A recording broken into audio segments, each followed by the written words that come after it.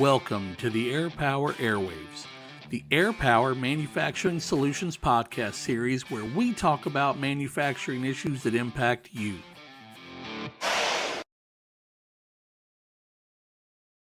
Hey, this is Travis Stirewalt, and welcome to another episode of Air Power Airwaves podcast. Everything manufacturing, right?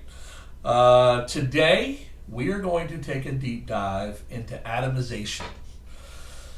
Atomization, there is so much that we've gone through on our outline for this podcast. So, strap in that 5-point harness. We're going to get there. So I'm Travis Stirewalt. I'm an application specialist with Air Power, and I have the honor of hosting this podcast. And I have some special guests. First, I'm going to start off with our visiting guest, Payton Cozart. How's it going, Travis? Going fantastic. We met last January. Mm-hmm. We may have met before then, but I remember last January we met at the Air Power vendor summit or whatever. Yep. Our sales meeting and then the vendor summit. So when we first started talking about this podcast, I remember I didn't recognize the name. I didn't put two and two together. And then last night when we met for dinner to kind of podcast review once we all got into High Point, he walked around the corner. I was like, oh, yeah, I know who you are. So that's cool, man. Welcome. Thank you for having me. But again, you're the global product manager in manual atomization. Yep. So anything that has a trigger sprays liquid is me. We kind of do a little bit of a divide. We'll talk about that a little bit on how we divide up our products. But I have responsibility for all the products that you hold in your hand, you spray, electrostatic or not. Okay. Is in my realm of responsibility. And we have multiple pages and multiple slides and multiple graphics of realm. Yeah, let's dive into that. It's gonna hopefully it won't take us too long, but we'll be good. We'll be good. All right, and then on my other side is Wayne Albergotti. Good to see you again. Wayne Albergotti and I have worked together for 9 years now. I've been just about 9 years. How long have you been with Air Power? 15 years. 15 years, okay. So you spent over half of it with me. Yeah. Wayne is a finishing specialist hybrid.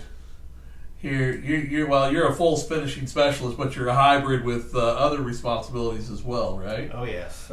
Application equipment, booths, ovens, conveyors, you name it. So if somebody is, if an account manager is working with a customer on setting up a powder coating facility or a liquid finishing facility of any kind, you're the one that gets involved with the booths, the ovens, whatever needs to be done. Correct. And I guess that would include like the plural component systems and things like that as well. Any of it. Yep. Any of it. So there's a desired outcome at the end, and then we have to figure out the pieces of the puzzle and put them together right to get there. That's absolutely right. And I serve on the same team with you, with the finishing team. So we are on regular conference calls together, battling the same demons from time to time. Okay, so I also want to introduce somebody. You want to come around here, Jai? No. Really.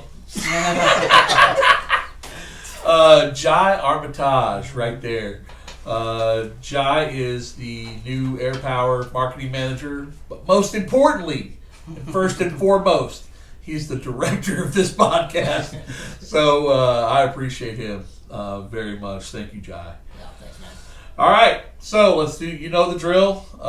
If you have any questions as we go through this podcast, please, first and foremost, if you need anything right away, call 1-800-334-1001.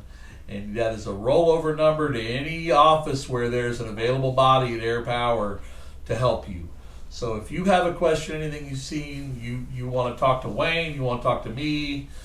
Not me. Not him. You can call us and we'll call him. And then we'll come see you. but 1-800-334-1001. All things Air Power can be found at airpower-usa.com. Trust me, that website is well worth a visit. A lot of companies have a website with an About Us and a Contact Us. It takes you to some janky form and maybe a little history and maybe like a list of products.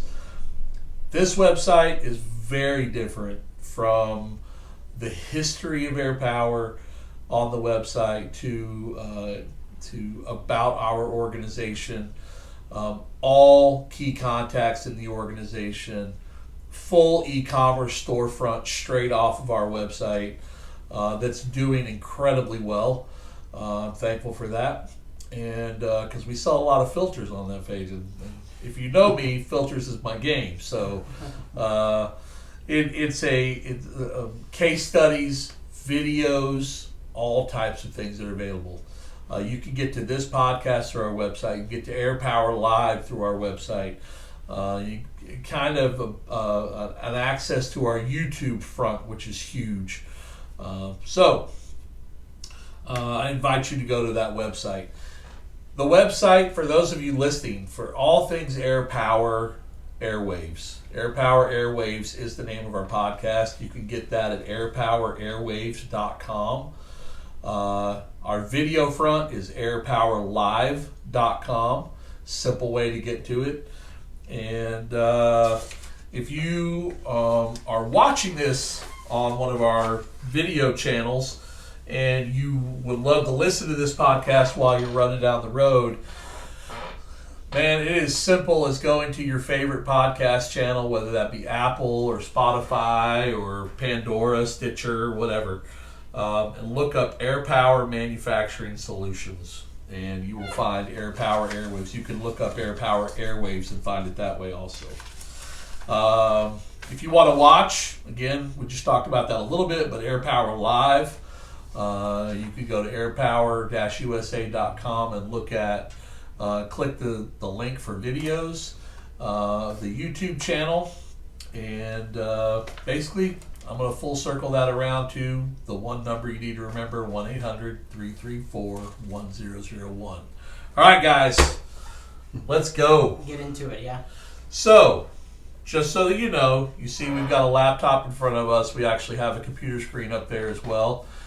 We're going to be deep diving so much today, and Payton's been gracious enough to supply us with a ton of Carlisle videos and graphics and pictures to help us explain atomization in detail. And you know what? That's the point of the podcast.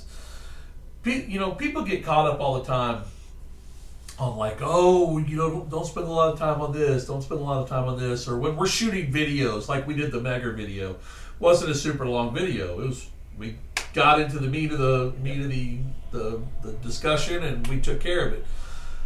A podcast is a great place for us to deep dive.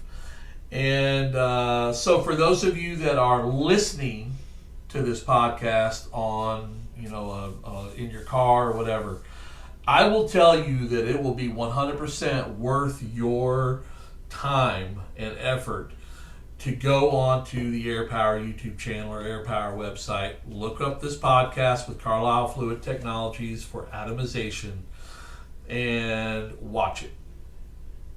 Save the video, watch it, like, subscribe, all that kind of stuff. But you're going to be able to see a lot of graphics and a lot of details, cutaways of air caps, and how atomization is actually created, how the function of atomization is created. So I'm going to say thank you right away. Thanks for joining me. And Payton, let's go. Let's talk about your company first. Sure. They hear about us in Air Power all the time. Let's talk about Carlisle Fluid Technologies. Yeah, so Carlisle Companies is our head owner. They have three major divisions currently. Their largest is Carlisle Construction Materials, where most people know the name, right? So when people hear the term Carlisle, they really are establishing that with Carlisle Construction Materials. And they really got their start in rubber roofing for large industrial buildings, warehouses, things like that. But now they make everything down to consumer products. But that's their business. Our other division is Carlisle Interconnect Technologies, and they really specialize in communication, cabling, and wiring through planes. Businesses such as Boeing, Airbus, they're their biggest contractors for building that cabling. And then you have us, Carlisle Fluid Technologies, which we were acquired 2015.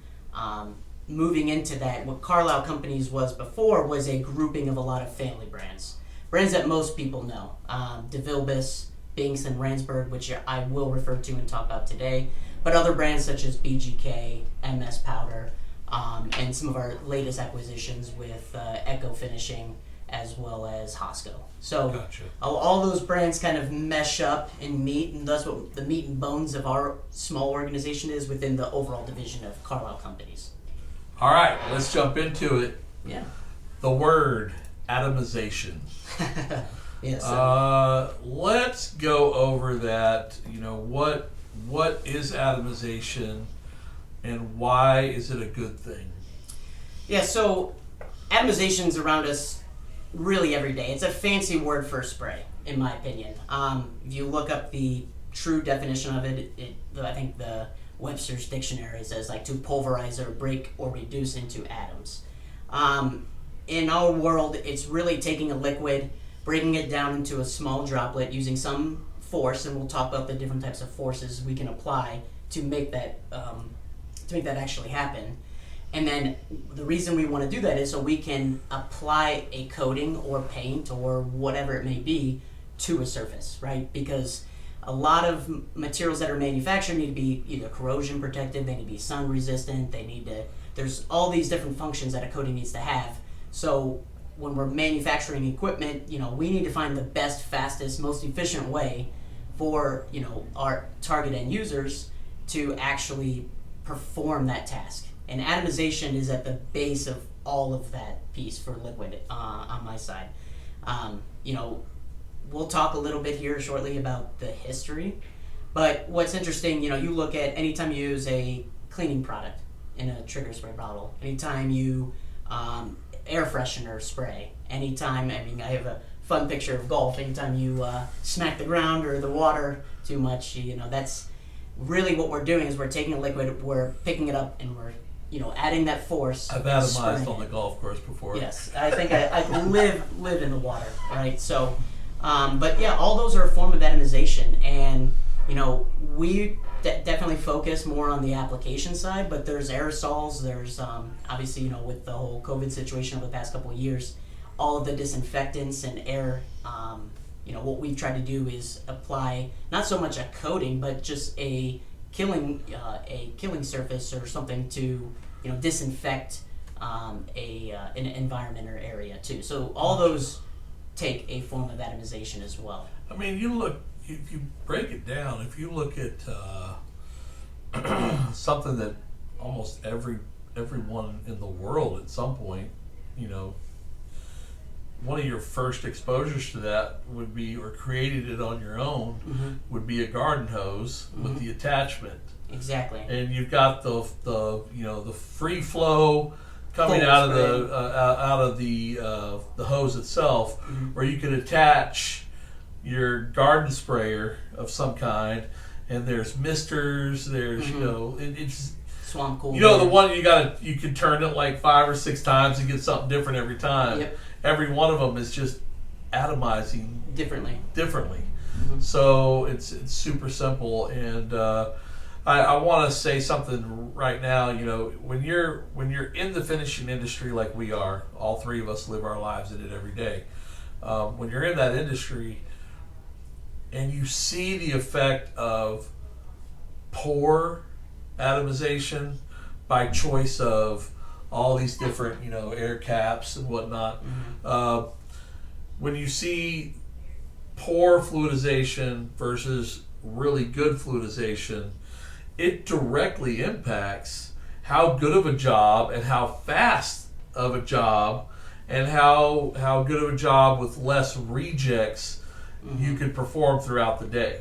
Yeah. So I definitely want to touch on that as we're going through, but yeah, just seeing these that you had up there in front of us with the different nozzles and the aerosol cans and the pressure washer, things like that. It's just all kinds of forms of atomization. Just don't think about it, Yeah, just common now. Yep. Yep. So I want to make sure we cover these. So what does atomization mean? To reduce or to separate into atoms or to pulverize. To reduce to a spray, so reduce a volume of something into a spray. And the reduction of fluids into a fine spray through the addition of an external force. And are we talking about pressure? Yeah, there's different forms, right? I mean, like I said, to atomize, you have to add some sort of external force. Yeah. What we'll review today is obviously using air to do this, compressed air. We can use it using fluid pressure through a small orifice, and that pressure differential helps atomize. Then we'll also talk about centrifugal, and then a fun one that's like magic to me is a true electrostatic atomization. That doesn't mean electrostatics. This is it's completely separate, but we'll review a little bit of that today. So let's talk about the history. And again, I got my outline because we got so much to cover today. Let's talk about the history of atomization. Yeah, so it all started in Toledo, Ohio. Back in the late 1800s. There was an old teratologist, Dr. Alan de Vilbis, and the biggest thing that he was dealing with, and he's an old, I can't even say it most of the time, an old teratologist. I think they've got new names, but eyes, ears, nose, and throat doctor. This is right during the Industrial Revolution, right? So this is right when manufacturing starts picking up. And, there's a lot of smog and other things that are getting in the environment. So he's noticing a lot of people coming in with sores or, sinus issues constantly. Now, at the time, the only remedy for that was to take, medicine in a liquid form and use a paintbrush, small little paintbrush, reach into the back of your throat or in your nose and apply the medicine. Now, obviously, if you ever try to shove a Q-tip up your nose or in the back of your throat, it's not the most comfortable situation. Well, COVID taught us all how to be able to handle that. Yeah, I felt like you touched your brain at some point. You will learn how to deal with it. So he was contemplating a new way of doing this to make it an easier application for just applying a pain relief. Almost think of it like a chloroseptic, right? You just want to take some of that pain away so it's not bothering you. So what he did is he took an glass oil container. He put the medicine in and he heated it up to bring that viscosity down, which we'll talk about impacts of that. And then using a Venturi effect, he blew air using a small bulb atomizer. I actually have one. I mean, be careful with it. It's very old and fragile. For those of you who don't know what Venturi effect is, basically you have the path in this situation. You have the path of the air creating, I guess, a little pressure that pulls up whatever is in the reservoir. Oh, my bad. Yeah. You got it on the picture here, but yeah. So basically, when you force air, you create a fast velocity environment over an open nozzle. And in this case, you're pushing the air across the top of this container. The container, the air movement picks up the material and delivers it out. Correct. Yeah, so that fast-moving air creates a low-pressure zone that's lower than atmospheric pressure. So the amount of pressure being pushed down by the air all around us into the container is reduced, which creates that vacuum, and that's what actually pulls the material out of the container. And effectively, once it gets out to the top, now you're mixing air and fluid together, and this is the first form of atomization. So was that invented for that ENT doctor, basically? Yep. I think it's otolaryngologist or laryncologist, something like whatever. that. It's a long word. And I've been a lifelong patient of ENT, I can assure you. So this was invented for that before the perfume bottle was invented? Well, yeah. So what? Because people see this now and they're going, perfume. The old perfume bottles. Exactly. So, like I said, Dr. de Vilbis he patented this technology, and, started to produce it to share with the rest of the medical world. Now his son Thomas de Vilbis saw other applications for this, including perfume. So if you ever see any of those, very old perfume, I've got some pictures here, but you can find them still to this day in some of these finer perfume retailers. You can still see the bulb atomizer. And what approximate time period was this? This was, the first patent was filed, I think, 1878. Okay. And then his son kind of brought in the world into the perfume world, the tail end, like the 1890s, and then eventually transitioned into the first industrial compressed air gun. So now, rather than using a bulb, now we can take a compressed air line, mimic that by controlling with a valve instead of squeezing a bulb. We're still doing the same concept. The very first compressed air spray guns in the industrial world were very similar. They were suction feed or siphon fed spray guns, where we're doing the exact same thing, but just now on a much larger scale with more volume, right? I think the biggest application for that was first in the carpeting industry. So early 1910s going into the 1920s, it was a very difficult process applying adhesive. There was a manufacturing step with making carpet where they actually were literally taking a paint roller, dipping it in a single component glue, and rolling the back of carpet, right? Now, if you think about any sort of single component glue that just cures over time once it's exposed to any atmosphere. An ambient cure situation. Your roller starts out the day that big, and then it ends up the day this big, because it's curing so fast that they can't control it. So what Thomas did is he said, okay, let's use this compressed air spray gun, and let's see if we can simplify. We can keep the adhesive encapsulated away from the environment, preventing it from curing. Correct. And it's spray on demand. And this is where he kind of got to start, and their production went up. But it didn't get really popularized until it made it into the Model T Ford up there in Detroit. So they were having a very big issue, and weren't they roller painting and brush painting? I think, the biggest, I've seen a lot of pictures, I've read a ton of articles because this stuff really interests me.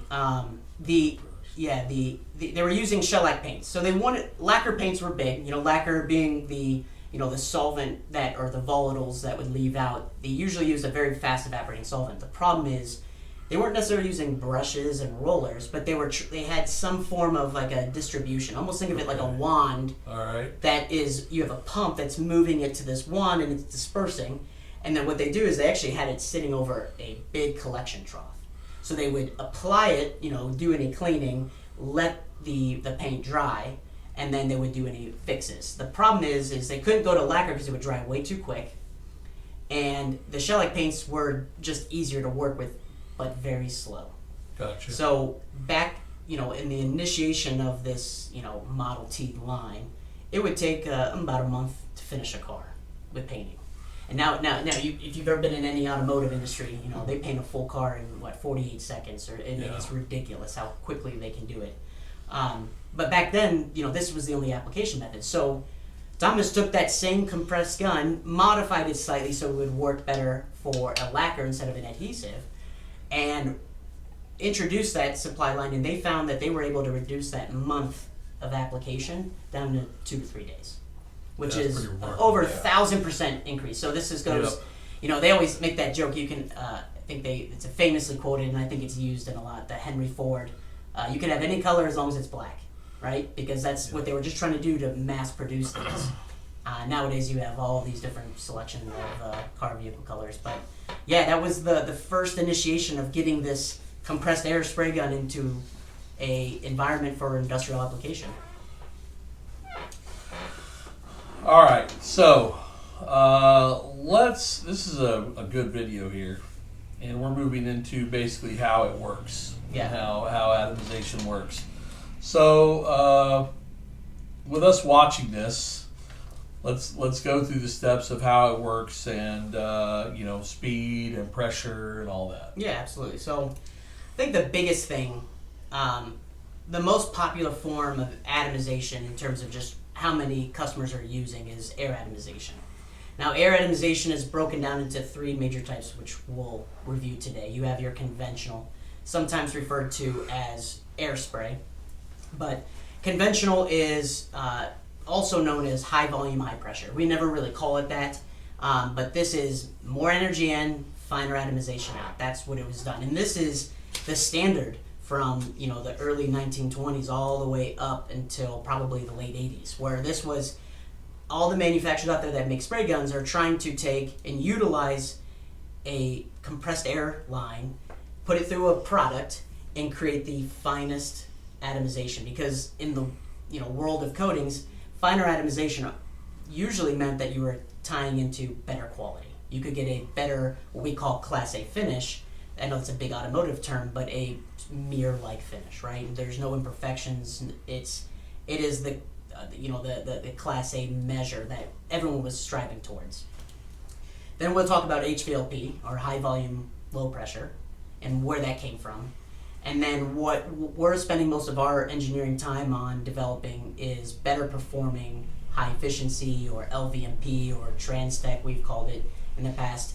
In the end, that is just a middle ground between conventional and HVLP in terms of air consumption.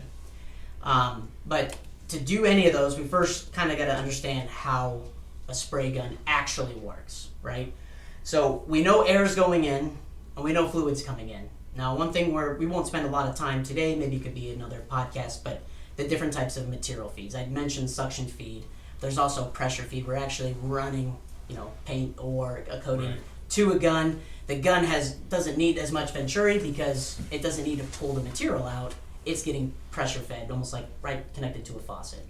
And then there's also gravity feed. So gravity feed is very similar to suction feed, but now we're moving that cup on top of the gun. We're using gravity to kind of help guide it into the gun. Still requires venturi for consistency, right? The amount of pressure on top of a full cup is different than the amount of pressure on a low cup. So we still rely on venturi to maintain that. Venturi keeps it, maintains it. Exactly. So the biggest thing here is, so let's just go down into conventional spray, or just spray in general. How does it work? Biggest thing is you've got a fluid stream coming out of your gun at some certain velocity. It's fairly slow. If you've got no air and you open up your gun, we usually do paint checks to make sure flow rates are acceptable, and you open a gun with no air turned on, it comes straight out, almost like a super soaker or squirt gun, right? When the air comes out, it's moving at a much, much faster rate. And what happens is, in that what we call the primary atomization zone, and we'll get into the anatomy of an air cap, but the primary atomization zone, which is a couple millimeters from the actual nozzle of the gun, you get a speed differential which starts causing disturbances in the liquid. The liquid just wants to stay in a stream and go and hit its target and stop. But because the air is around it, you have this air pressure that's actually almost pulling it and forcing it. And this is that external force that initiates that breakdown of the fluid stream. And now you're breaking it into, instead of a solid stream, now you're interrupting it and you're changing that stream into droplets, right? So this is, we usually use the phrase controlling chaos, because it's a very chaotic event if you watch it, especially the slow-mo videos that are out there watching a spray gun work. Now, breaking it down into one solid stream isn't enough. We also have to direct it. Right? And how do we... And most people think that at the end of a spray gun, newbies, people that are new to a spray gun, they just think it comes out like this big perfect circle, and and that's what you're looking for. It's not what you're looking for. Exactly. You have to control what referred to as the pattern. So I'm going to ask Wayne a question here. You deal with a lot of new account managers, new customers that are new to, I would call it professional spraying. Mm-hmm. And how long does it take somebody, and what kind of training is involved in training them just to get their patterns right? There's a lot that goes into that. not only are you dealing with proper atomization based on the material that you're using and the viscosity of that paint, but now you also have to deal with the object that you're putting it on. So when you're translating this into putting it onto something big, wide, and flat versus something that's small and may have some complex shapes to it, you really have to have different angles of attack to get it all done. And so the truth is, spray painting is really an art. It is. It just is. So some people might think of spray painting. You see an artist that has the like an airbrush, and they're doing all kinds of detail work. That is art. Painting with a brush is art. Let me tell you what, man. Painting the side of a tractor is art. Yep. Because there's lots of different tools, and there's lots of different, I don't want to say different techniques, but there's really only one way to do it right. And so when you're dealing with, like I said, different applications, whether it's a complex part or it's a very simple part, you have to have a pattern and a volume of material that match what you're doing. Yep. And so that's where all this whole plethora of air caps and tip sizes and different guns and fluid pressures and regulating the fluid pressure and getting the viscosity correct, they are all key components that go into proper atomization to get the material on the part that you're painting in either a film build and or an appearance effect that you're after. And it's a lot of work, it's a lot of study, and it needs the attention. It really does. Yep. Because the compressed air, and the training. Yes. The cost of the compressed air, the cost of the equipment, the cost of the paint, the cost of the environment to paint properly are a constant challenge. And to make all of them efficient and effective, you have to properly atomize. I grew up we've had this conversation. I grew up in a cabinet shop. My dad was a cabinet builder, custom cabinet builder. One-man army, just my dad and myself and my brother, who were very little help when we were 7 and 9, but we were more of a hindrance than a help. And a lot of times he couldn't handle us both, so my brother would go with my mom and I would stay with my dad at work. And I remember, you'd hear that, you knew we were at 10 years old, I was a professional sander. Oh. That's the worst part. I knew all those little tips and tricks that my dad had taught me on how to be a really good cabinet sander. So, you get this was back in the 80s, early to mid 80s, where you had, everything was oak with stain. That was that was the bee's knees Heavy. Back then. Sure. And, 3/4 oak, Yeah, well, it's naturally beautiful. You don't want to cut it. You don't want to conceal it. And so, stains varied a little bit, but you really wanted to see that coming through. But back then, we would get the cabinets ready, then we would stain them, and we had a process for that with just hand wiping on and off, and you would get it just right. And then Dad would hook up the compressor with a Banks gun. And start laying on that super toxic death lacquer before it was made illegal. But I think they make a good product. I think if you get caught now with even a little bit of it, there's huge fines now. Really? That death lacquer. But you talk to any cabinet person back in the day, anybody in the wood industry back in the day, that death lacquer had there was something just glass about it. Glass smooth, perfectly clear.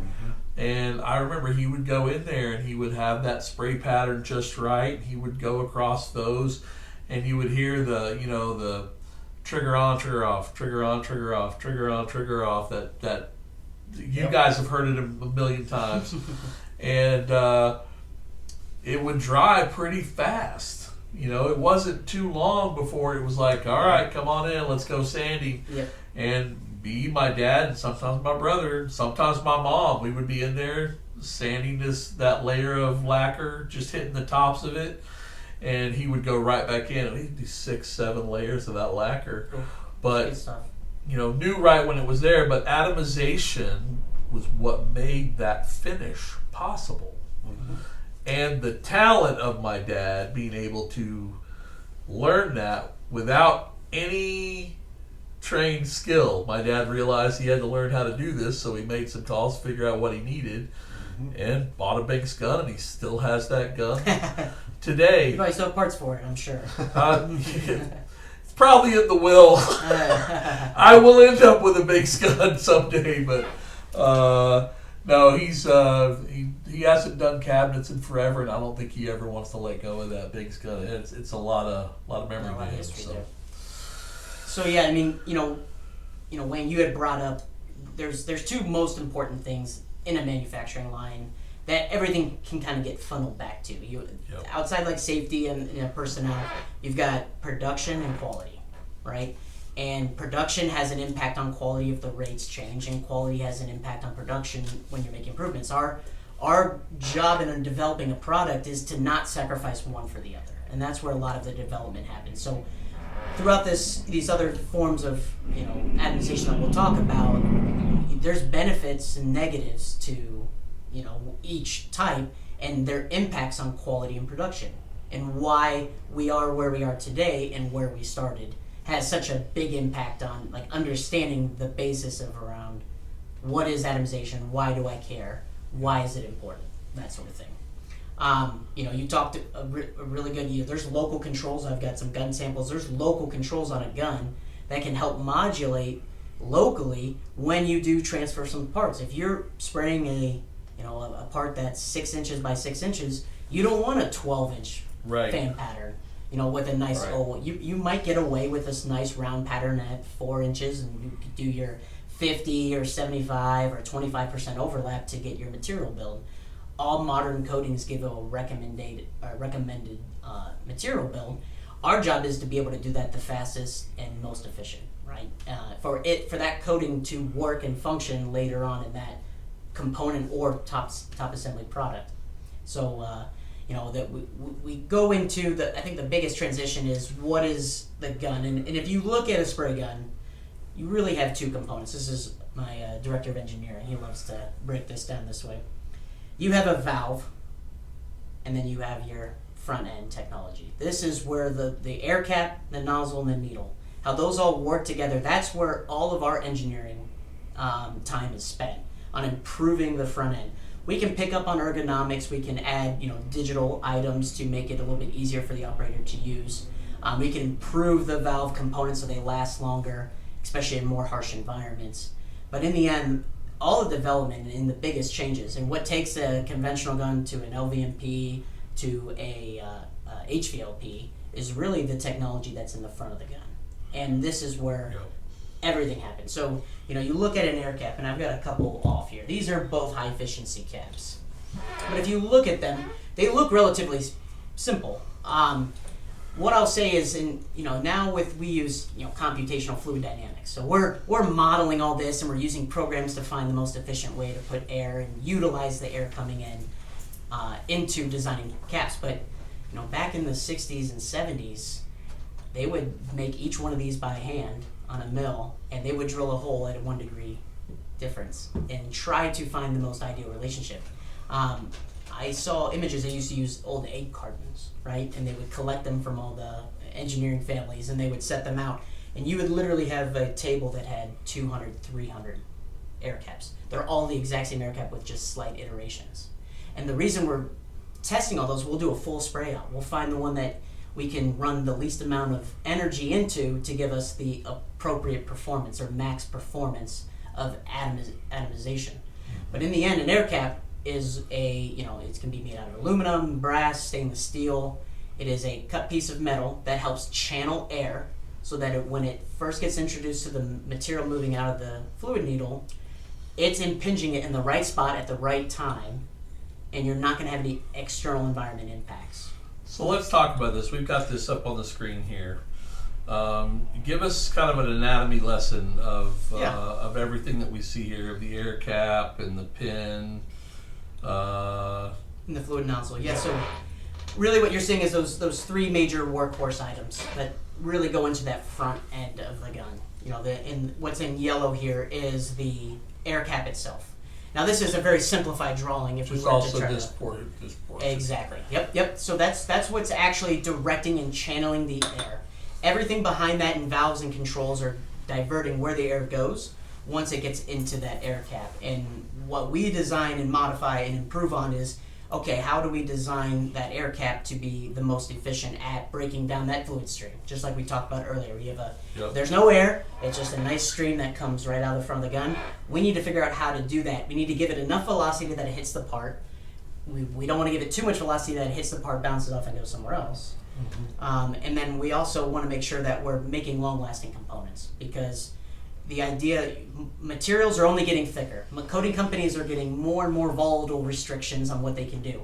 That nice lacquer paint, you're putting 6 coats on, might only been 25-30% solids back in the day, mostly volatiles. But the EPA cracking down, and we're trying to create solvent levels back. Exactly. Now you're looking at common coatings that are 65, 75, even north of that in industrial coating of mostly resin. So you have a really thick material. It's like trying to atomize peanut butter. Well, years ago, I spent a lot of time in the powder side of the business, and one of watching companies that did liquid and powder. You'd walk in there one day and they're like, we got all these aluminum extrusions. We really wish we could powder coat them, but the spec calls for this type of paint or whatever. And I was like, well, I can help you with that. And they're like, our what's the word I'm looking for? Our permit, our permitting that used to last us all year. Now, last year we hit about September and we exhausted our permit.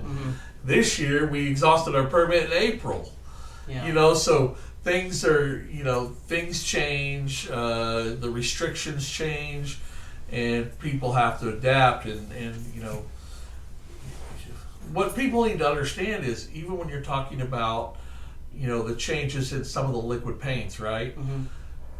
You guys are all, everybody in the paint business is translating this technology to thicker, heavier, bigger materials, that are used in.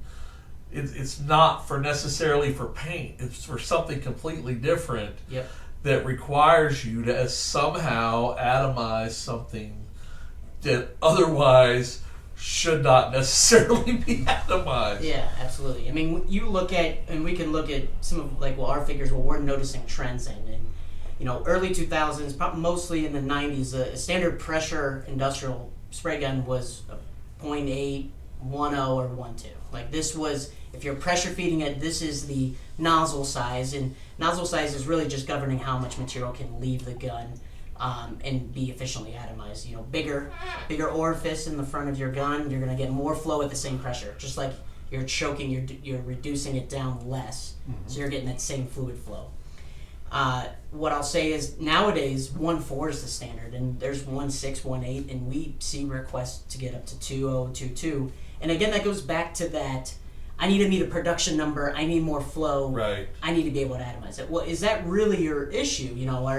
Are you diluting your paint? Are you bringing down those percent solids because you need to put on 2 mils and the part's moving by at 15, 20 feet a minute, and your single operator can't apply it enough, right? Air atomization is complex. It's a chaotic event, but in the end, it's energy in versus fluid flow in, right? And you give it more energy, you're going to atomize better, but there's trade-offs of that. And I think that's a really good reason and segue into the whole coin term HVLP, right? We've heard of conventional, or air spray as it's been known. Conventional was the name of the game from the 20s up into the 80s, right? How can I make the best finishing product? Our JGA gun was born in this conventional era. It's still our number 1 selling gun of all time, and most people may not know paint as much, or maybe they got out of the paint industry, but they still remember their DeVilbiss JGA gun. And it's gone through several iterations over the past 50 years.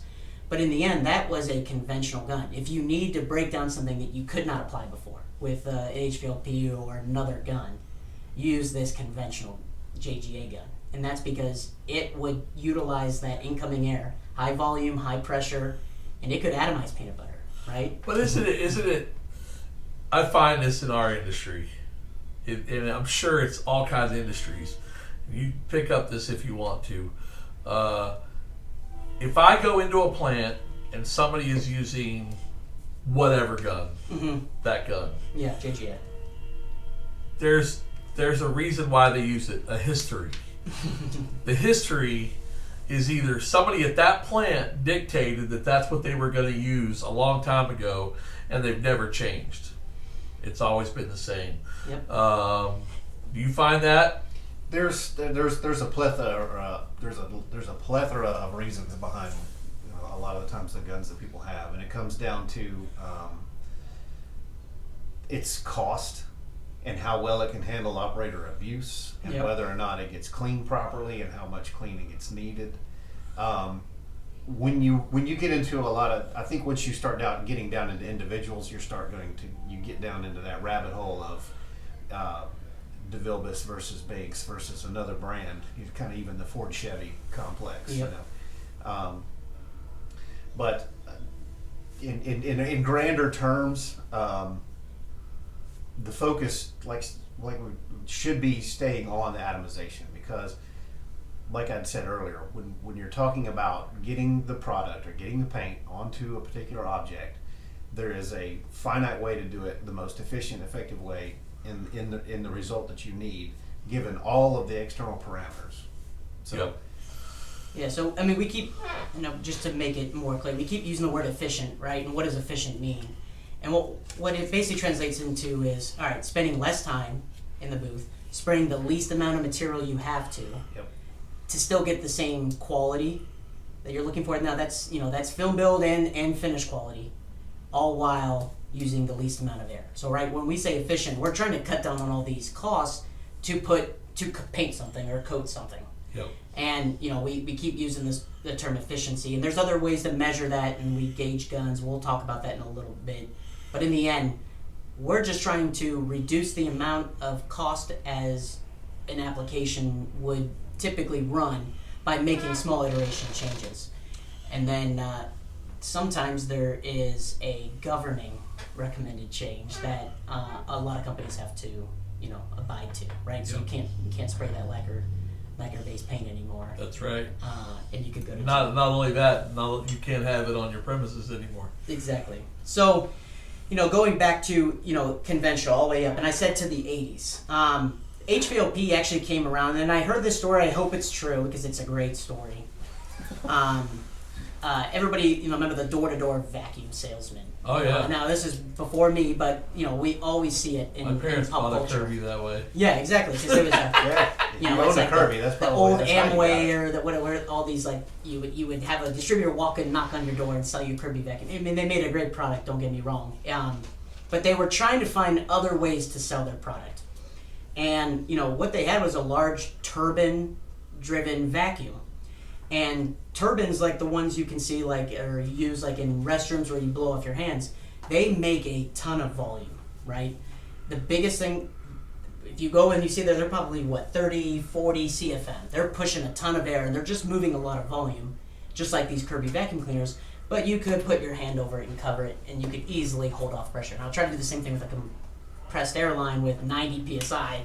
It's going to be pretty tough to kind of keep that plugged. So Kirby said, well, we have an output of this. It's blowing air into a muffler or whatnot to keep the vacuum quiet. Why don't we develop maybe a spray gun that can actually use that air to actually atomize? You can paint your garage with it, right? These are just additional selling features that they developed.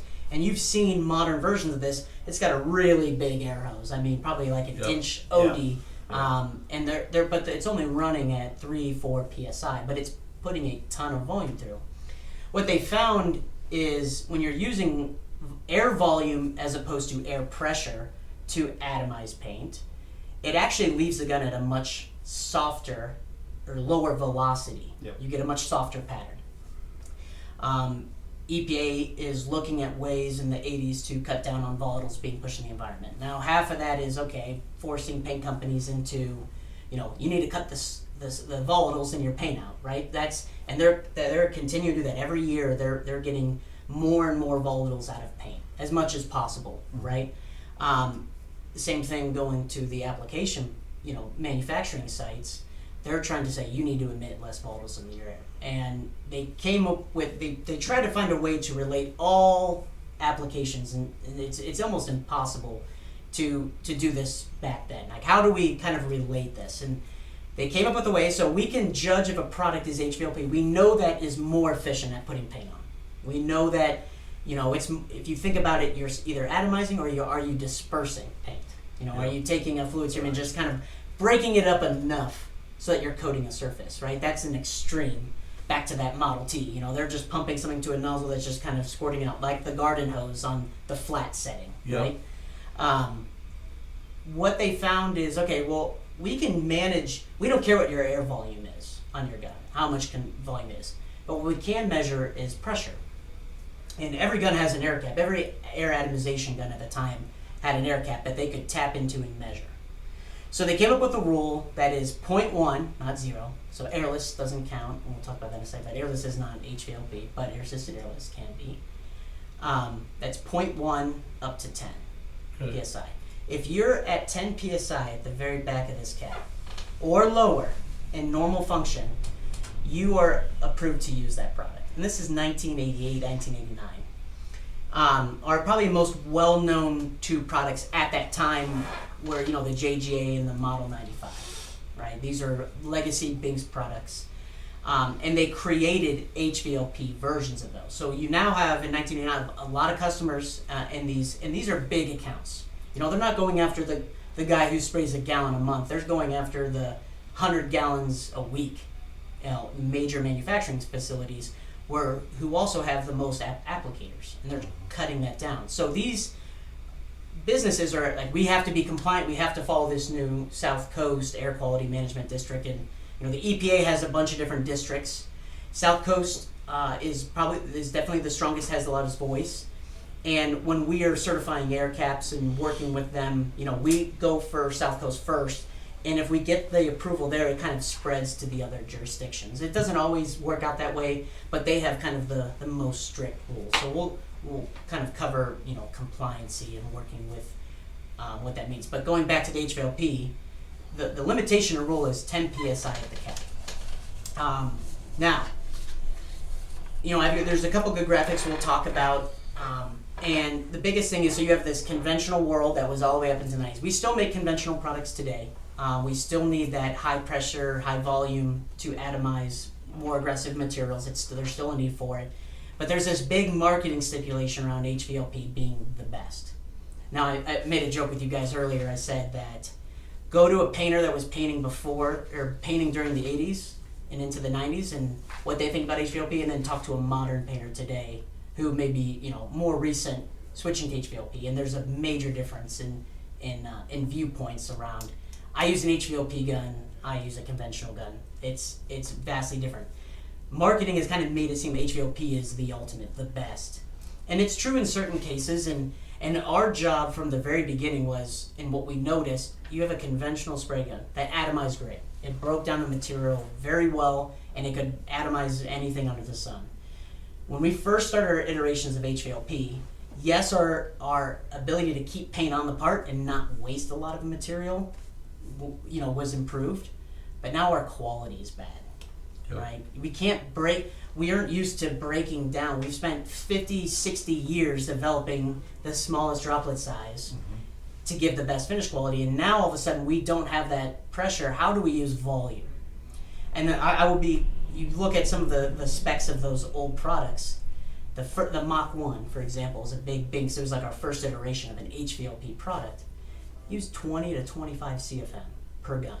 And I know some places still use that sort of technology, but you got 100 guns, 25 CFM, spraying 3 shifts a day. That is a ton of money to keep the compressors were okay running conventional guns because yes, it used high pressure and it used high volume, but nowhere near the numbers that the earliest editions of HVLP did. So, from the early 90s up into, I would say the mid 2000, I don't know, for 2010s, it's 2005, right? In that realm. We're trying to mimic conventional spray with an HVLP cap, right? We're trying to find a way to make this customary blue is More with less, yeah. more with less, right? And this is where a lot of the development and changes that have happened. Now, in other parts of the world, outside the U.S., they have other rules. I mean, they kind of fit on to that same HVLP mandating, but then Europe has strong yes opinions on very, not very only much liquid so. but powder.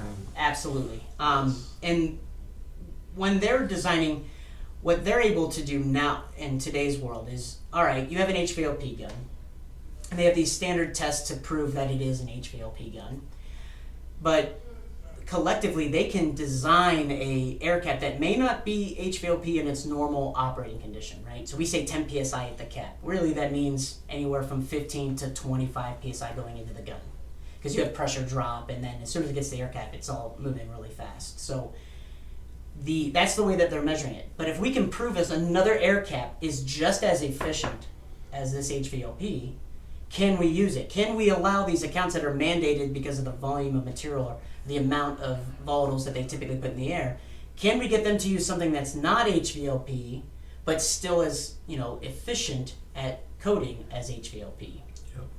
And this is where the term compliant air caps come in. Now, truth be told, it is a very big nomenclature in the rest of the world, not so much the US. We use compliant or compliant air caps.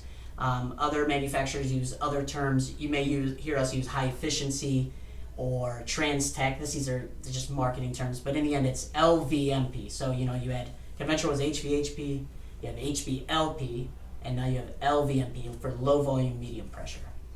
And this is just a middle ground. You've got conventional using 40 to 100 psi. We've seen it. Then you've got in a normal condition. I'm sure you guys have been in accounts where they have an HVLP gun spraying at 60 psi going in the gun. That just happens. Yes. Yeah. It's a fun story. But you have that HVLP world that should be between 15 and 20 psi roughly. These are just very generic ranges. You can be outside of that depending on the air cap. But now we're in this middle ground. We're probably 25 to 35 psi. And all we're meaning by that is if you were to take a amount of energy in terms of pressure in the back of that cap, what is that nominal range that these operate at? There's a good graphic that shows, I like this graphic. It's a little bit convoluted. They always say best finish quality is conventional, right? You always hear this, finer the better. And this was this is what most people kind of live by. If I get a finer droplet size, I can do finer coats, I can do more coats, I can do more control. But in the end, what I would say is finer atomization isn't always best. The best atomization is what is appropriate for that application. There are stories that, and especially with the developments in coatings, certain coatings actually wet out better and give a better final appearance if they're sprayed with HVLP and they're in a larger droplet size. So in those particular cases, you spray with a conventional cap and it's not going to lay out right, and the operator's going to spend a lot more time trying to get it to look right for his visual pass. Yep. So what I would say is, in those cases, yes, it's the best finish quality is typically conventional, and you can get a better. But is it the most efficient? Is it going to save you the most money? You pay for paint 4 times. We talk about that in the transfer efficiency, webinars and things. And anytime we can reduce just the amount of paint sprayed, it's 4 times the cost savings, and that's the number one cost that our customers have to deal with every day is buying paint. So, we get this world, and I don't want to gloss over LVMP, Transec. Just when you think about that through the rest of this, that is a middle ground between. It has the quality of conventional, but the efficiency of HVLP. So it's kind of like right in that middle, and this is where we really try to pride ourselves in trying to produce that. We do have compliant air caps in the U.S. They're typically on gravity-fed guns because it's very difficult for any of these EPA regulations to say exactly what viscosity, what paint, how to test. You have an operator with a pressure pod or pump that's pumping material to a gun. Its transfer efficiency drastically changes if they're at 5 psi or 50 psi, right? So the only way we can effectively test it, and the thing that's controlled 100% within the gun, is a gravity-fed Trans-Tech or high-efficiency air cap, and we can get those certified so that HVLP required application facilities can use that, but that's only on gravity. There's a big stipulation that, I have a compliant pressure. There's no such thing as a government approved pressure fed compliant air cap, if that makes sense, in the U.S. Yep. You want to add anything to that? You know, when you talk about all of this in these different techniques to apply or atomize the material, and then you add in the stipulation of where you're talking about different compliance agencies imparting factors on you that you have to stay within. You know, ultimately, it's boiling down to what are the VOCs or the considered nasties in the in the paint that are required to make it a liquid so that I can spray it, while it simultaneously will harden and then perform the task that it needs to. And then combine that with the volume overall that you're doing. There's got to be a some kind of a defining line between, or I have to be careful here, the costing of the permitting. So the VOCs that you buy kind of determine the cost of your permitting to be able to spray them. And so there's the dividing factor here is how you atomize it in order to get it onto the product that you're spraying in the most effective, efficient manner to satisfy both. Exactly. And it's a whirlwind of trial and error and It's a different delicate designs. dance, really. It is. Absolutely. It's a dance, and it's a balance, and it takes time, effort, and energy to get it all right. And you know, in the end, that's why you see so many variables and options for tools to be able to pull this off.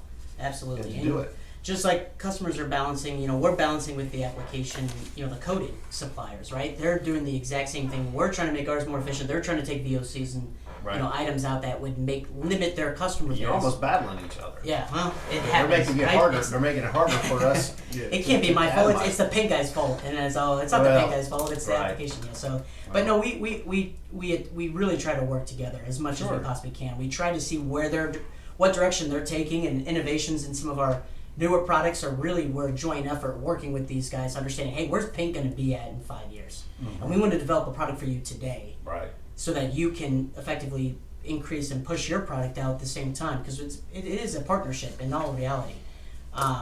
So they're pushing coating companies with the big thing about switching from solvent-borne to waterborne, and all right, we're going to use electrostatic, non-electrostatic with the equipment, and how does that impact the use of the coatings that they're using? So there's other things that are happening outside of we're just looking at air caps, right? This is one piece of the puzzle, let alone everything else that has been done over the past 50 years to decrease the amount of volatiles that are leaving a plant each day, right? That's our target and goal, and that all goes back to efficiency. And again, we could spend hours on just this and the trends, but from an essence, that's really air spray. Right, so when we think of air spray or air atomization, that is using air as that external force to break apart material.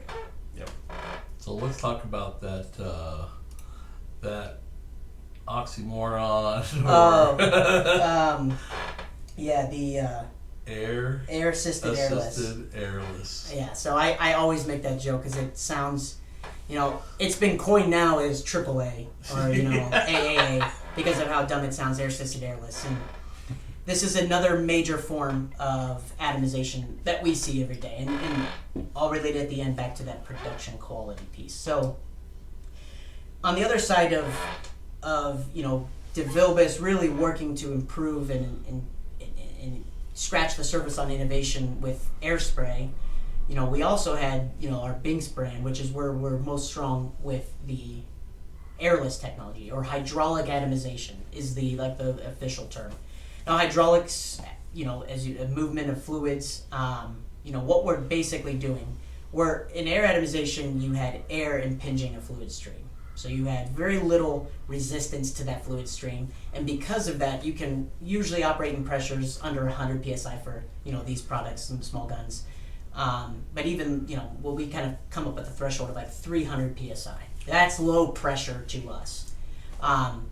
When you are working with more aggressive materials, they found a way to apply that coating faster and even in larger ways by using fluid pressure.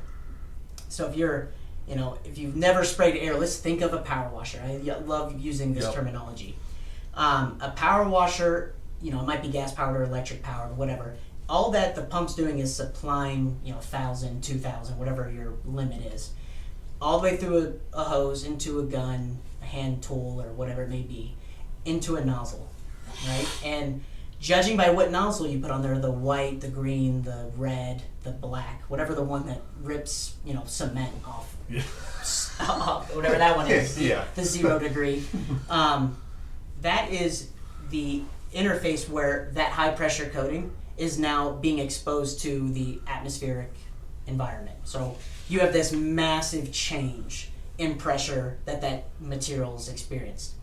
What we can do is take that technology and say, all right, well, what if we cut it so that it's actually creating a pattern? Let's try to mimic what we were doing with air atomization and try to use just fluid pressure to be able to produce the same, oval or desired round shape, so that we can, instead of, you might be in an environment where compressed air isn't available, and you may only have, electric or enough compressed air to run just a pneumatic pump that are much more common in our industry. You think about it like the side of ships or any of the protective coating worlds, where they're putting a very, corrosive coating that will prevent any rust from oil drums or ships or the whole ship world. containers. Yeah, exactly. Yeah. And those coatings are typically, 80% solids or higher. They're really thick, and you put them on at, when we're looking at a cosmetic finish, maybe 2 mils max, but these guys are putting on 15, 20 mils wet to make the coating last as long as possible. Mm-hmm. If you put that same coating in a suction gun or a pressure feed, it would take hours to spray. It's like using a little Pache 4,792 passes. It would take forever, right? So airless really got to start. Okay, I need to atomize a lot of material really fast, right? And we're not talking like gallons a minute. I mean, but we're definitely up, above 20 ounces, 30 ounces a minute, and they can get higher depending on how you have everything set up. But the idea is, I don't need a very fine finish pattern. I need just something that's going to disperse this efficiently with an approved amount of, quality or atomization, and then get it onto a surface, because I'm going to do, 70, 80% overlap, whatever they might be doing. The finished quality doesn't mean as much to me. I just need to put a lot of material on here quick, because I got to go on to the next part fast. So that's where airless really got its start, and it looks very similar.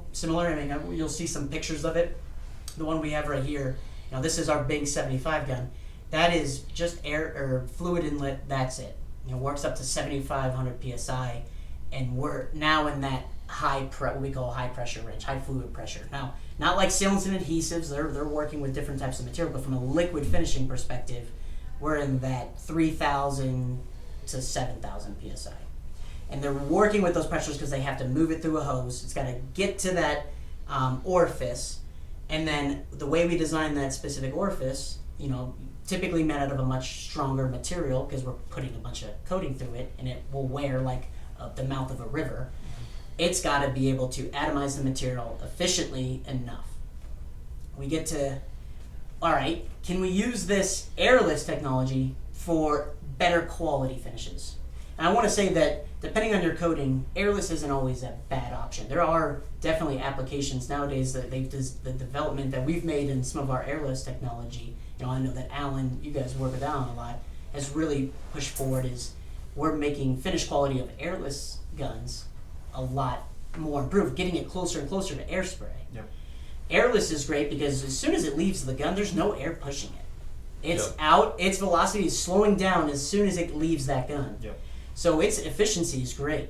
That is an advantage. Exactly. The lower velocity is an advantage. Correct. So, and you look at if you look at like a trigger sprayer or any of these, those are all hydraulic atomization. They're working on a very low pressure, but they're just forcing fluid through a small, shape like the front of the hose to create a specific pattern. That's all hydraulic atomization, just like airless technology. The biggest strides we found is yes, we are definitely creating a nice, very efficient spray pattern that's hitting the part, it's coming out the gun slow, it's good enough.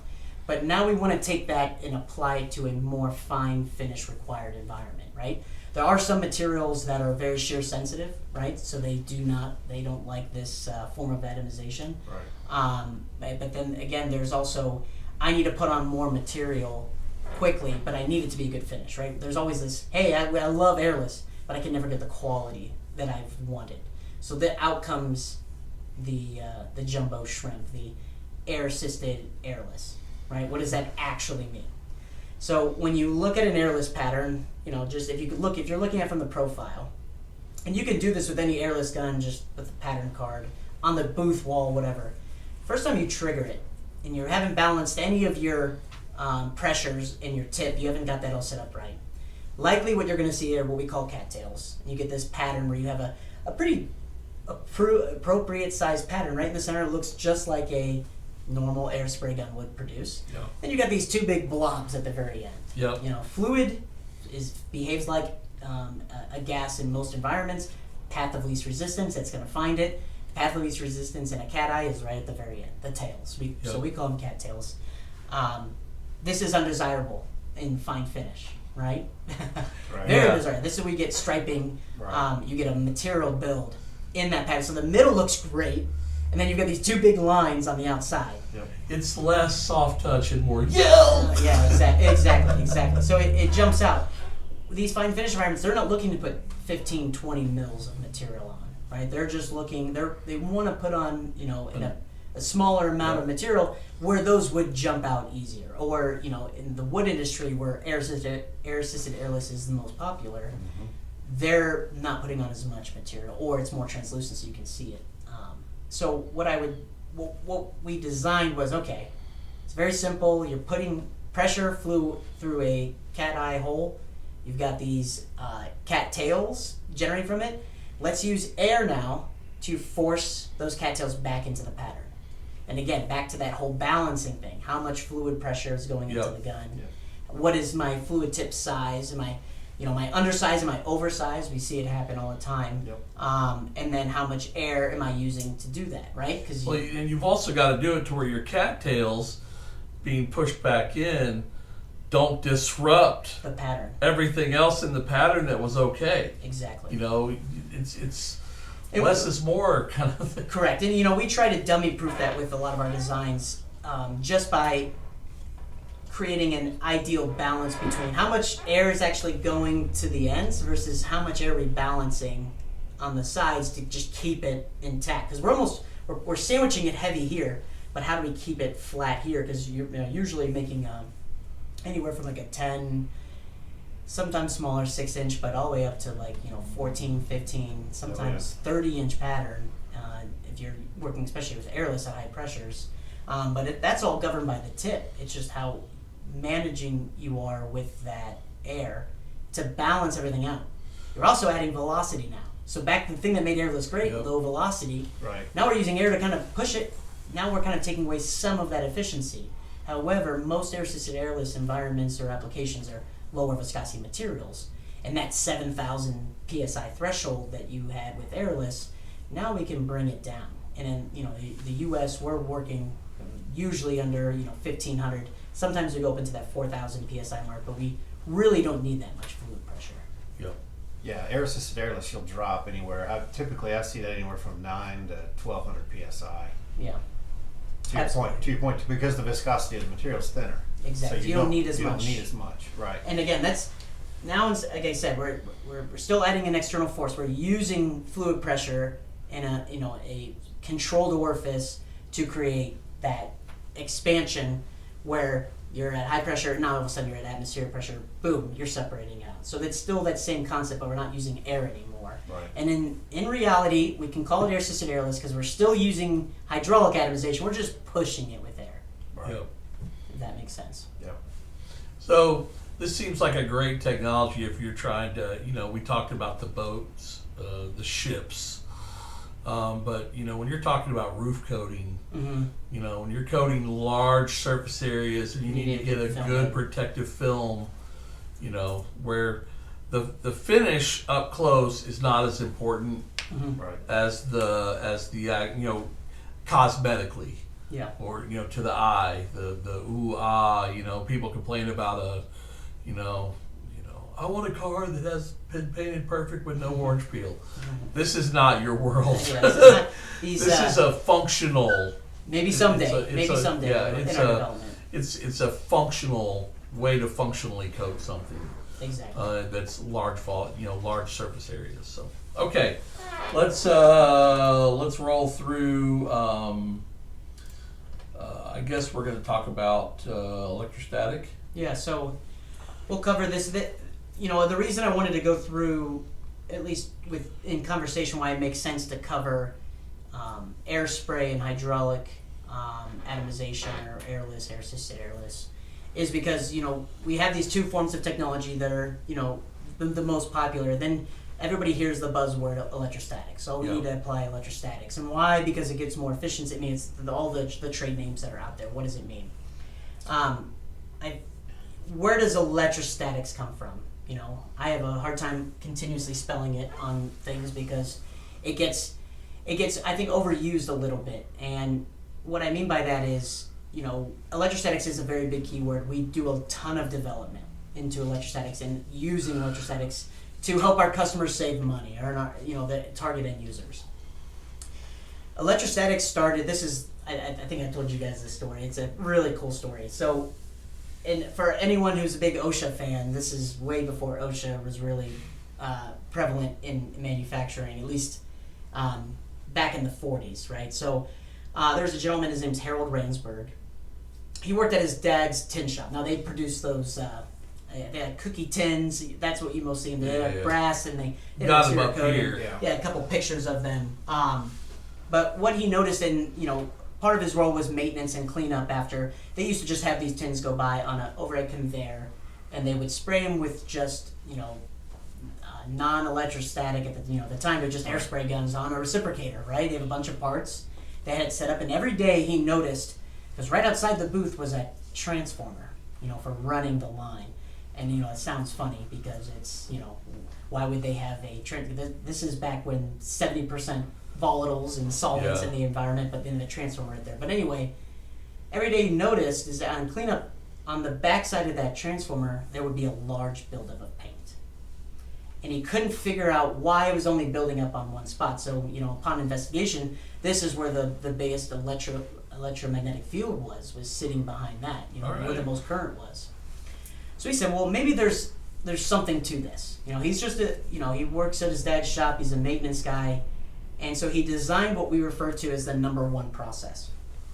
Now, just like he was... Number one. Yeah. Heard that. Yeah. So what he's taking is he's like, all right, I know that if paint is exposed to a field, it's going to, if something is at a high voltage, it's going to be attracted to it. So what he did was he put a big grid around the parts coming by. So still using the same guns, but now he introduces, we call it a Dietering grid, but it's just basically a bunch of wires, almost think of like a big fishnet that's all charged up to a high potential. And instead of just spraying the part, it first passes through this Dietering grid to hit the part. And what he notices, their transfer efficiency definitely went up. Again, paint moving from the product to the piece, because what happens is as it passes through this grid that's at a high voltage potential, what happens is it kind of picks it up. That grid wants to go back down to zero, and this is actually grabbing onto some of that to carry it to the part, which is at ground. And his transfer efficiencies went drastically. Their paint usage immediately decreased. Now the problem with the number one process is you have a very large grid that's at 100,000 volts, right? And they're probably producing a lot of current, much higher currents than we are using now to make our products more safe. But this is a big risk, right? You're also spraying a solvent-based material through a 100 kV grid.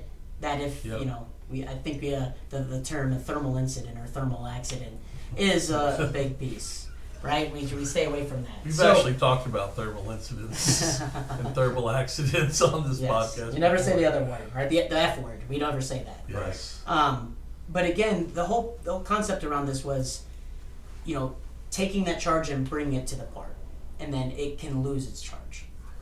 Yep. What he found? Why don't we do this rather than having this big piece of capacitor basically set up at high voltage? Why don't we just charge the paint up that's leaving the gun, and then that way we're minimizing what the capacitance is. It's a much more safe environment. We don't have anything hanging out, and this is what created the number 2 process. Now, I have actually shot that gun before. Have you? Oh yeah. Yeah, it's magic. At Toledo. Yep. At the Toledo plant. I encourage anyone who's in the industry to at least watch videos on it if you don't have an opportunity. I mean, look at this video. Those of you who are watching this, you see no paint in the air. There's no. Keep in mind, you're not in a booth. This is open air in a building, and he's coating from one side of the structure, and there's 100% wraparound. I can see a little bit of light areas, but he's moving through it pretty fast. But to his credit, but this is used in schools where they have lockers, and they're going to go through. They can tape up around the outside. Use some masking on the outside. They can whip out the lockers in a day. Mm-hmm. 1 or 2 of these guns with a couple guys in there and go through and paint everything. Exactly. So this, what you're seeing a video of is our number. So when was guns. this gun produced? We still make it today. Oh, I know. When was it first? Like the first patent? 50s. 50s. So early 50s. I cut my teeth in this industry in powder coating. Yep. I always thought that the electrostatic, because I've never put 2 and 2 together with the number 2 gun. Yeah. Go for it, number 2 and 2 together. That's a good point. I always just had it in my head that powder coating perfected the electrostatic process, and then they adapted it with the electrostatic powder guns. But in essence, the powder people were, people that came up with powder, that they were messing around with that. They started messing around with that, to my knowledge, in the early to mid 60s. Mm-hmm. And powder really started to become its own beast and process late 60s, mm-hmm. 67, 68, 69, something like that. And that started to take off. I might be a little off in my years, but it's just fascinating. Spending so much time in powder and then being able to see how well that electrostatic number 2 gun. Now, there are other electrostatic, liquid guns, mm-hmm. but this is the only one that's electrostatic. So, to do a quick review, yes, powder is, when you're first talking about electrostatics, the first thing everyone kind of jumps to is powder. Now, powder requires electrostatics to function properly with the modern technology that these powder suppliers are creating. Liquid doesn't need it. If you were to throw a handful of powder at a metal part, with just in your hand, some of it would stick, but most of it would be, would hit the part and fall off. When you charge up powder, right, and you use electrostatics to charge up the powder, and I don't want to butcher it, I'm not a powder expert. Well, you're charging your powder at the tip. Yep, exactly. As it passes through the electrode. It wants to carry it to the grounded electrode. part, and it wants to stick there because now it's removed its charge, but it's adhered to, and then you cure it, right? Just like you would do with liquid. But a lot of people think, powder's electrostatics, but really it all kind of started with liquid first, and you're like, wow, you're spraying electrostatically with a flammable, solvent, but powder is also very flammable. So, anyway. That's yes to a point, yes, but it's only at a certain ppm. Correct. So back to this. So this is one of the most unique products, and you guys talked about using it or have an opportunity to use it. It is like magic. I mean, it looks like, usually when you're spraying something, you can see the paint. You can see, the paint hitting the part and falling off. This one almost feels, this number 2 process gun, you put it in front, you pull the trigger, and then all of a sudden the part just starts changing color. It's that, and in the end, it's 99% transfer. It's more efficient than a paintbrush, right? Yep. And the only negative I would say about this, and why isn't this used in everything, right? Why don't we have, if it's 99% transfer efficient, nothing else can match that. But the problem is It has a very fine amount of coatings it can work with, and obviously you can see speed of application is not as low. So how can we take this technology, right? You can see some sample images of applications that we typically see our customers using. But how can we take this electrostatic piece and apply it to our more popular air spray and hydraulic atomization, right? So this is where the real coined term electrostatic. So I actually have this is a really cool video to kind of break down. What you see on the screen is just a standard trigger sprayer. And it's kind of hard to tell, but there's a black pole there. And what that piece of yellow is, almost looks like a juicy fruit gum, right? What that is moisture sensitive paper. Whenever it's exposed to water, it actually turns color. It turns blue. Now, we have it on the backside of a pole, right? And this is kind of us kind of trying to see what we can use electrostatics with. And this is, hey, everyone has a household trigger sprayer. How can we apply, maybe we can create a product to apply electrostatics to this, make it attractive. So that pole's grounded, it's metal, and we're just taping that on just to give a visual reference. What you can see here is we've added a little unit at the base of this that you'll see the operator turn on. We're doing the exact same thing, it's the exact same bottle, exact same water. And we do the same process we spray, and you can actually see that coating change. So now instead of line of sight, these air spray and hydraulic, whatever they see and they hit, it's gonna stay there. Anything that's overlap, it's gone. It's in the booth, it's on the floor, it's in the air, wherever it may go. And this has kind of just always been like the norm. But what if we were able to use that electrostatic atomization from the number 2 process, but apply it to a liquid electrostatic gun? Yep. So using let me see if I can go right here. This is a great visual. So using an Electra, these are both, air spray guns. There's 2 different forms. You have direct and indirect. Think of that number 1 process as an indirect charge where we created an ion field that we were spraying through. That's exactly what a lot of the waterborne technology applicators still use today. It's just a little bit different. But in that gun, you can see there's 2 little probes on the end. And if you're spraying a waterborne and you don't want to, waterborne is conductive, so you can't ground your fluid supply. So how do you actually, set up your system? You isolate the sprayed material from the actual charge of the material. So it won't ever leak back. So it's already atomized, it's already in droplets, it's not connected like a nice fluid stream. We can charge it externally using an induction field. Yep. So the most common though is the one you see up there, and that's a direct charge. Is how your powder guns work. It's how the most popular liquid electrostatic guns. And basically what we're doing is, hey, we're taking that same number 2 technology, we're putting material past it, it's picking up the charge, and now we can be as fast as we were with air atomization or hydraulic atomization, but now we're using electrostatics. And now we've bumped up those transfer efficiencies. We get that wraparound effect that you saw in that video. Yeah. Now that's a little more extreme, right?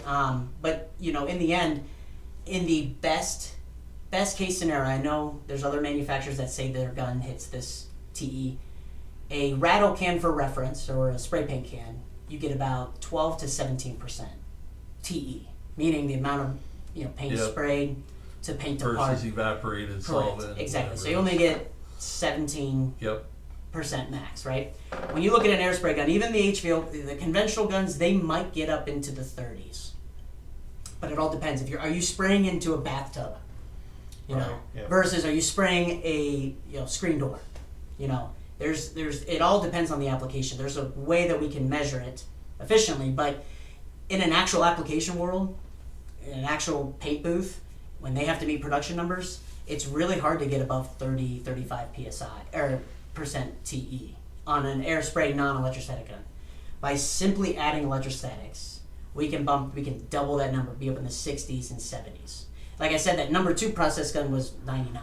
It's as close to 100 as we can possibly get. The only reason it's not 100 is because at the very end there's material left on that bell rim that has to be cleaned off that didn't actually get onto the part, right? Yeah. So it's an incredible amount of loss. Yes, it is. I mean, no question. Think about it nowadays. I think I had just bought a paint can. I was just finishing off a bracket that I made for my car, and it's like $9 or $10, and you're like, oh, it's not that bad. But when you think about, you're only $1 of that is actually going to make it to my part. Yep. You're like, Yeah. I'm wasting tons think of about it, That's a small scale. Think about the guys that are spending at thousands a day. 17%, if you buy 100 gallons of paint, Yeah. 17 gallons make it on your part. It's an And astronomical. Right. And each gallon is $75 to $350. Powder itself is another crazy one. 50, the way we used to calculate for spray to waste in a powder shop, in a spray to waste manual powder shop, was 50% loss. Yeah. That's a $50 box of powder Yeah. at $5 a pound. How many pounds Now do you just get every take day? half of that off and just throw it away. Yeah. It's It's insane. Well, don't just throw it away. You have to throw it into your filters. Yeah, that's Into right. your floor. And so Yeah. you're dirtying up your filters.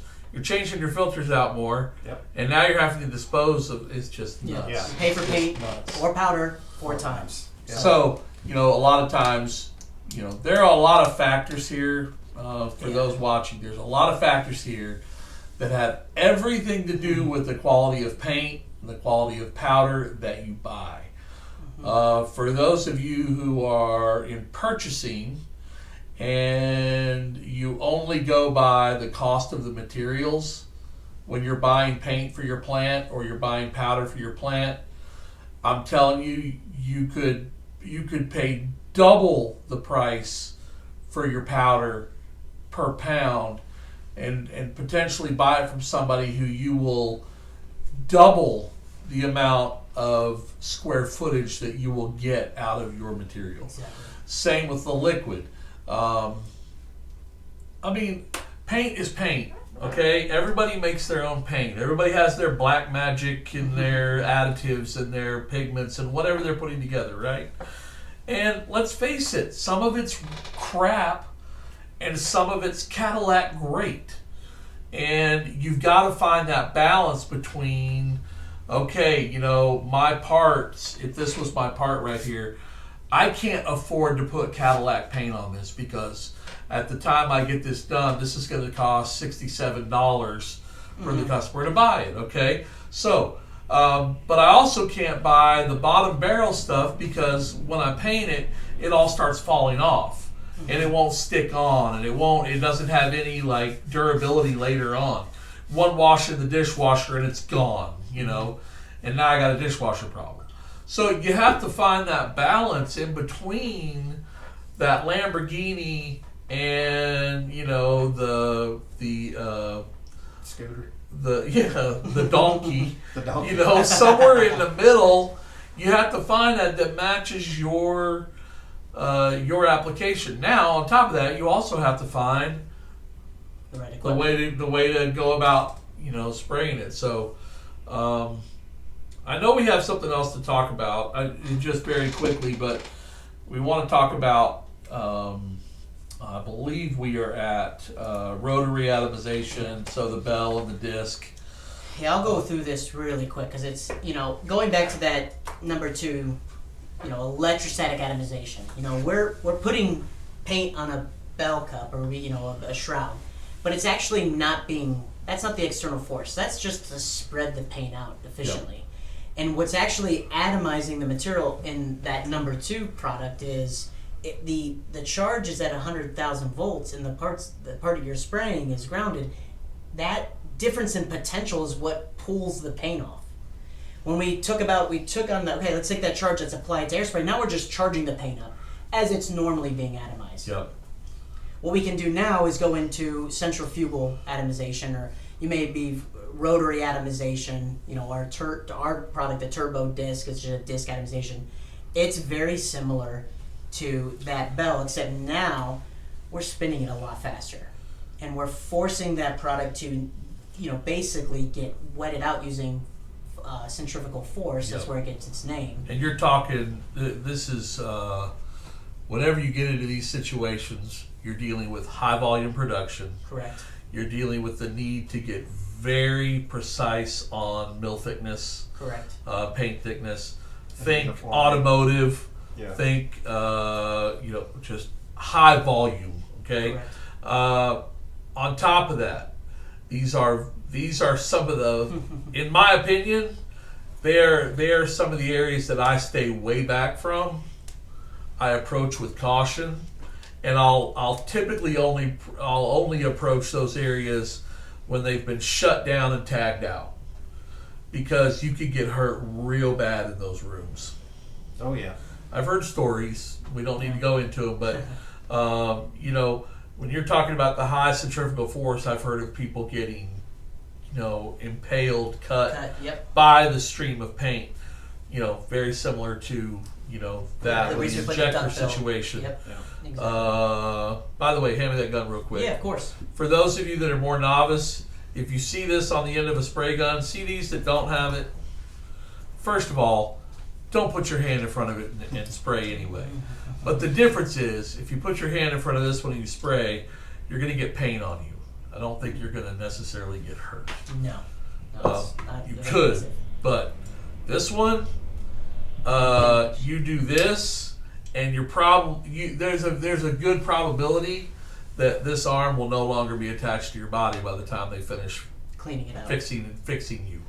It will involve a tourniquet to stop the flow of solvent into your heart and everywhere else. So Yeah, so any of the hydraulic atomization, just like a pressure washer, you wouldn't want it Yeah, going same over your foot principle. if you're not wearing the right, you know, it'll rip all your skin That's off. right. Same exact concept. So same thing here. We have a nice fine edge. So we're taking that shape of that. We call it a bell because the initial versions of that literally look like the a Liberty Bell. Yeah. That's just, and it's evolved now into much more flat shape, so it looks more like a cone. But it still has this bell-like end piece. Now, we first started with unserrated, and what I mean by that is at the very edge, it was just a smooth cut surface. We make these out of titanium in a lot of different products because of how much abuse they go through. We found that if you cut that and make little channels for the wetted material that wants to leave Yep. out, it can actually go through those channels, and now we have a very efficient control of atomization. Actually, this one graphic, this was a still done. It's a very old picture, but it's a really good demonstration of half that bell cup is serrated, the other half isn't. Gotcha. So you Okay. can see that half almost looks like a mohawk coming out. It's like is it shearing? Like Yes. a And it's flattening out. And you know, one of my early roles, I was working in medical applications for Carlisle, and I was trying to find ways to atomize materials that have never sprayed before. And one of those was waterborne PTFEs, or polytetrafluoroethylene. So we were spraying them on guide wires and surgical tools and things like that to make just like you would in a cooking pan, you know, trying to slide through your body as it's cutting it. But that's the whole purpose of the coating. Those water-based materials are very shear sensitive. We put it through this and it immediately separated. Because all that is a long polymer chain. So certain coatings don't behave well in bell cups, and you know, we try to find new ways of doing it, and there are opportunities. But yes, it is a very high shear, very, again, a chaotic environment, but you can do a lot more material through this. Yep. And with the addition of electrostatics, this functions really well. Now, you know, you look at a spray gun, any of the air spray guns, or even the hydraulic atomization, like this product with the duckbill that you had shown, they're coming out very fast. They're in a forward direction. You know, obviously air spray is probably the quickest, and then airless is a little bit step back. But now you have something that you're not using air, you're using centrifugal force, and if you don't have any other factors going on in that applicator on one of these bells, just like that picture, the material is going to get to the end and go straight off, right? Yep. That's how turbo discs in that top right picture work. But a bell, you want to put it onto a part. So now we create what we call shape air, and this is where a lot of that balance goes back in. Just like feiner on a gun, they're very similar. And we just give it enough to force it in the direction of the part. But it's still much slower than if you're using an air spray gun. Yes. And sometimes it's so finite that you really sometimes can't see it. Yeah, a typical, you know, and I don't want to get into many of the specifics. If we want to later in a podcast, be more than happy to. But we talk about the particle distribution. We measure every droplet size because inconsistencies in droplet size will give you inconsistencies in your final finish, right? Yep. So when we were first developing bells, we found that our bell curve of like our particles, you know, a percentage of particles in this size range, jumped way up, and it was way more consistent than guns. Because guns, you kind of have clumps that are smaller, some that are larger, Right. and we're still improving on that. We're still making efforts to go, because these aren't really hand tools. These are much more automatic situations. But in the end, No, this they're is, not hand tools at all. Go ahead and clarify that. we did have a prototype. We did make a handheld bell. That Okay. it looked like a JGA gun. Okay. On the front, it used like a mechanical bearing. I've It never seen worked. that. It worked really well, but it's a mechanical bearing. You can only force so much air through a 3/8 air line, and it once you started adding material, it started slowing the bell down. You got varied results, but we were able to make a 30-inch pattern with a Wow. handheld bell. It was very cool. All right, let's go through the just this, and then we're gonna wrap I this think up. I think this is just a good slide, and if you're able to Yeah. watch, we have two different applicators on here. We've got a bell, and this is just comparing a bell to a electrostatic handgun.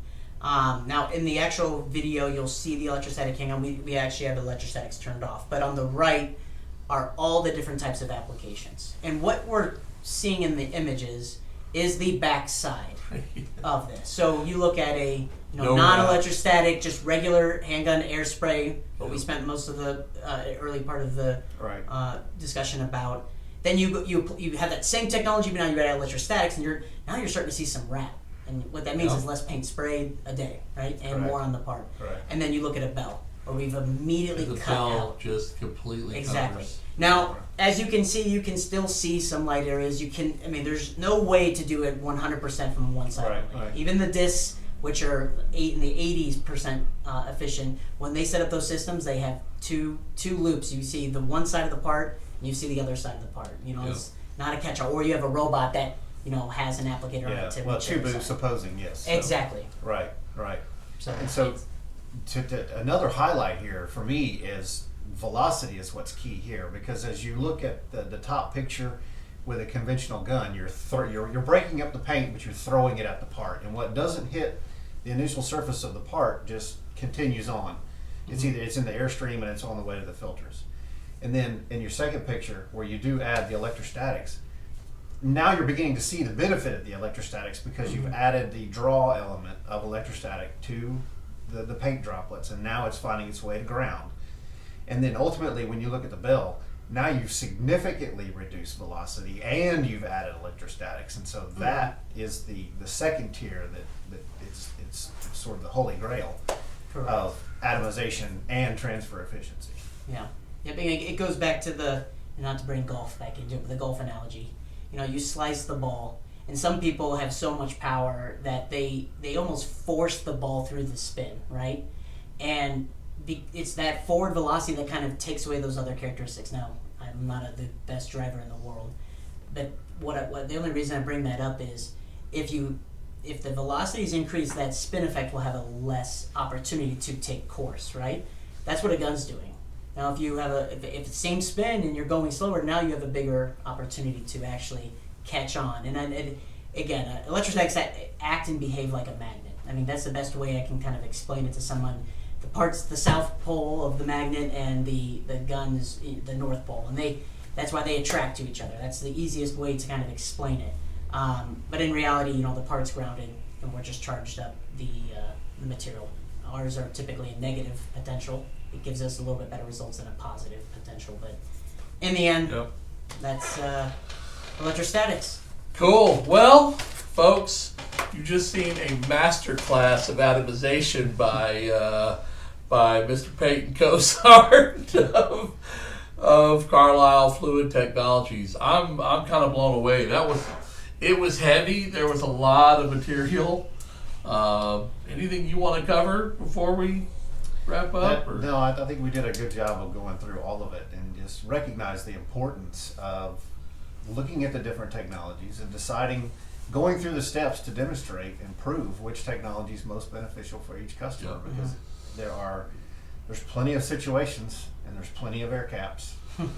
So if you are watching this or listening to this and you need help, because maybe it's overwhelming, maybe you've tried one or two of the, the process that we've talked about today, but just don't know what to do next, just stop thinking about it. Call 1-800-334-1001. Just tell them that you need to talk to somebody about atomization, and you saw this podcast, and you need to get a hold of Wayne or myself or Payton. You need to talk to somebody. We will make that happen. We can come into your plant. Listen, if you have a small, medium-sized facility and you need help on site, we can bring the help to you, or you can come visit us in one of our finishing labs on site here. If you're a larger facility, your demand is much bigger for what you're going to need, and you need to do some trial runs. We can do some of that in our High Point lab, but we can also all go on a field trip to Toledo, Ohio, where I've been, Wayne's been, I know you've been a bunch, and get some pro training really fast on the particular application that you need to master for your facility to run your products. It's all about repeatability, right? Yes. It's all about repeatability, profitability, and being able to do it with less rejects, or hopefully no rejects. So doing it right the first time. Yeah, you're in the business to not do rejects. You're in the business to do it one time and get it out the door right as fast as possible. Yep. So, Payton, man, I can't thank you enough. Oh, no problem. I can't thank you enough. It's been a really good deep dive into atomization, and I really appreciate it. Wayne, thank you so much, man. Appreciate you having me. First podcast for you. Yes, sir. Hoping not the last. Not the first video, but the first podcast. The mega. So, if you're struggling, another thing, if you're struggling with permitting, and that juxtaposition of atomization and the right process and the paints that you have to use or whatever, again, you can call Air Power 1-800-334-1001. Go to our website, airpower-usa.com. We'll have it on the screen here. And then Air Power Airwaves, if you're watching this and you just want to listen to it on a drive or whatever in the evening, go to airpowerairwaves.com. And if you're watching this and you want to listen, you can also go to Apple, Spotify, Stitcher, Pandora, any of the places that you listen to your podcast. Again, if you're listening to this and you want to watch all these, this is a video-heavy presentation. So I would strongly encourage you watching this at airpowerlive.com, or go to the Air Power Manufacturing Solutions YouTube page. And do me a favor, do Air Power a favor.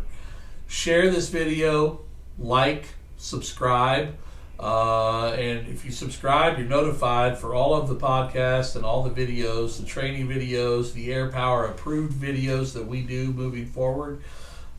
There's a ton of them already on, from every single category that Air Power has of assemble, move, and coat.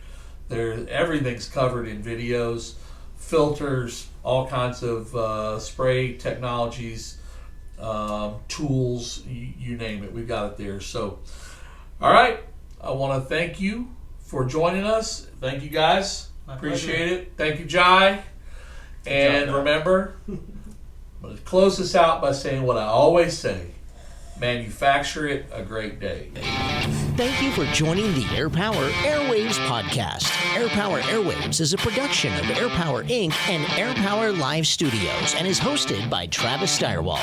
For more information, please visit airpowerairwaves.com. For more information on all of our products, brands, and manufacturing solutions, please visit airpower-usa.com. If you have any questions or need product support, please contact Air Power at 1-800-334-1001.